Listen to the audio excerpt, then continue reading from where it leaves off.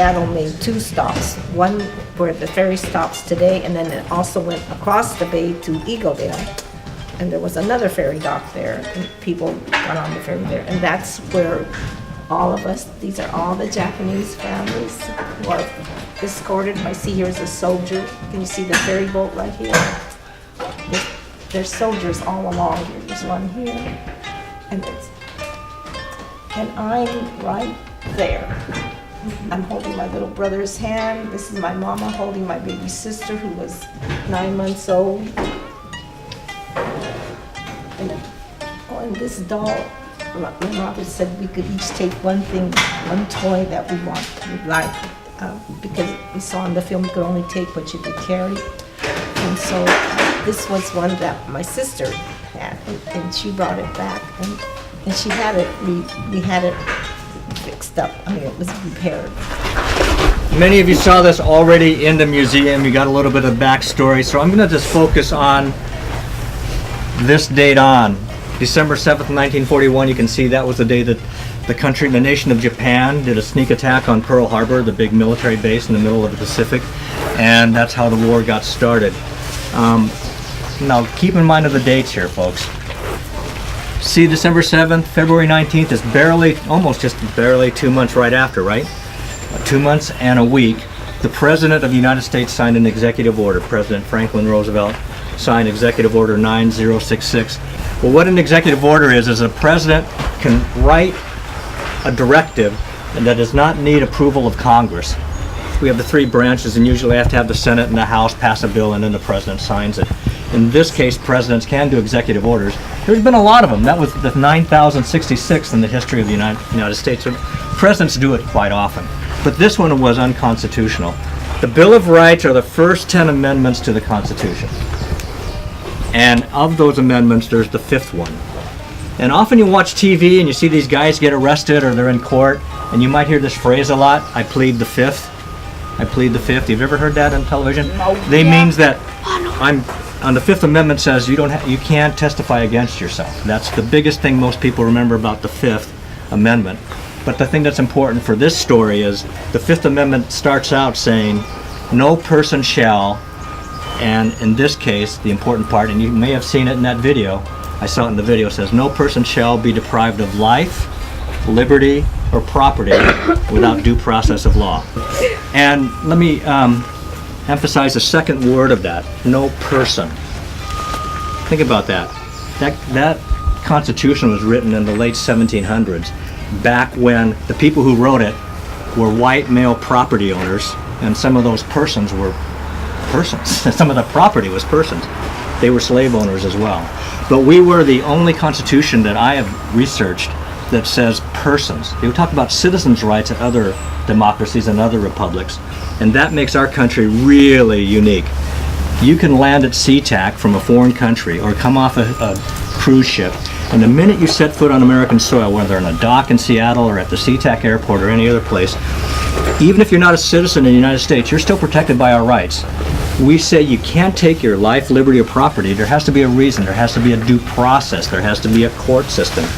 This executive order bypassed all of that. Okay, so as I mentioned, where you're sitting right now, some of you sitting, some of you standing, you saw that picture of all the people going on the ferry. Well, this was the road that took them there. And when they gathered, they came about here and walked down to where that ferry used to be. When you go down this path, you're quite literally in the footsteps. All 276 names are on that wall, on this wall. And they're gathered by family, they're also gathered by age. And you're going to see images. And please take the time to not only look at the names, but look at the images and read the little quotation. There's only 1 or 2 on each of the panels. They really tell the story here.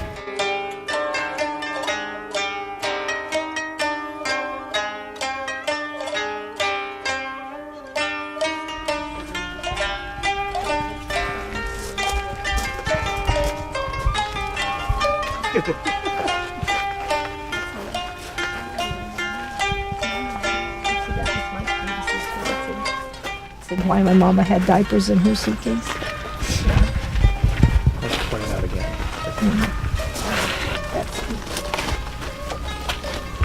And my brother Frank just passed away a year ago. So that's why I think people have left things here. Because I didn't come over here and didn't know. I think there's some story about rocks on top of each other that signifies something. I'm not sure what, but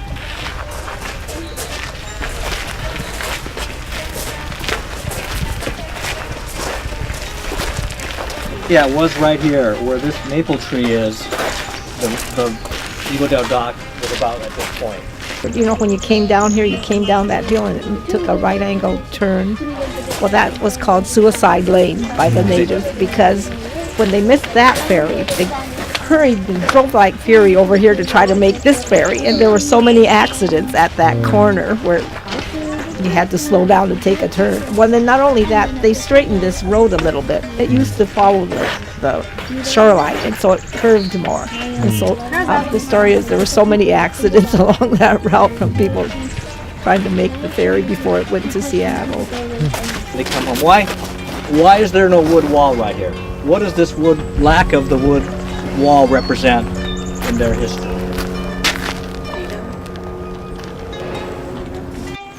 Why is there no wall? Because there's that part when they're going there, when they come back. So it's not like all together. They don't come back immediately. So there's like a time gap between it. You got it. This represents when they were in camp. But they were gone for 3.5 years, and because there's no Japanese Americans on Bainbridge Island for 3.5 years, there can't be a wall. We dedicated this site, and this was our only marker. We had an incredible event. We had then Governor Gary Locke, who later became ambassador to the U.S., our Congressman Jay Inslee, who is now our current governor. We had 700 people lined up to this road, and this was nothing here, guys. This building was 3 times larger. It's a big pump house. We had all these people lined up, and this road was lined with alders, you know, alder trees, right? And so we had this 90-minute ceremony where everybody's listening to speakers, and we had wonderful comments. And there's one point of the ceremony where all the names you see on the wall, all of them, all 276, we started reading them. And as the names got started, suddenly these crows started flying into the trees, and they were going, caw, caw, caw, caw. I mean, they were deafening. And they were crowing and just cawing, and it got louder and louder. Friends of mine who were way up near where you turned on the road, because we had that many people here, they said they couldn't hear the names being heard, even with the amplification, with the big PA speakers. From Tim Kavanaugh, from the Squamish area, by the way, because they were just too loud. And I was really getting nervous because at the end of this, at the very last name, we're supposed to have this respectful moment of silence, and I'm going, oh man, if these birds don't shut up, it's going to ruin it. And so we're holding our breath. The last name is read, and it was just like this. Dead silence. Dead silence. You know, take a breath out. I was the MC of the thing, so I stood up, I thanked everybody, and then the crows flew away. So at the end, it was one of the tribal elders from the Squamish came up to me at the end of the ceremony, and she was in tears, and she said, it was a very moving ceremony. I go, yeah, I know, she was amazing with the crows. And I go, yeah, their timing was pretty good. And she says, Clarence, you don't understand. Among the native peoples, we believe that blackbirds are the spirits of your ancestors. Ravens and blackbirds. And when that list was read, even 13 years ago, the vast majority of the people had already passed away. And so the crows represent the spirits of your ancestors, and that put a thing up my spine. We had all the TV stations here, Como, King, Cairo, KCPQ. We had our own videographer, and they all taped the ceremony, all 90 minutes. We got all their tape, we put the 90 minutes together, and we've listened to it, and the only time you hear crows in the entire 90 minutes is when we're reading the names. Thank you. So we think it's a blessed site. I mentioned about the Interfaith Council and Church Council of Seattle protecting the mosque in Seattle, you know, after the 9/11 attack. Well, this project didn't start without them. they came to us wanting to commemorate this site. The Church Council of, the Interfaith Council of Bainbridge Island in North Kitsap County. And if it wasn't for their insistence to do that, this may never have happened. And so I'm going to knock on this because this site is open 24/7, 365. There's no gates, there's no fences. Anybody can come here, and some jerk could come here at 2 o'clock this morning when nobody's here, and we've had this site up now since 2009, 2010. We've had zero vandalism. Zero. No tagging, no person with a pen knife writing in, Joe loves Glory or whatever. You know, I mean, no one's done that. And I think it's because the power of this site, and because it has a spiritual base, probably protects it. And so that's something that we're very happy that happens here too.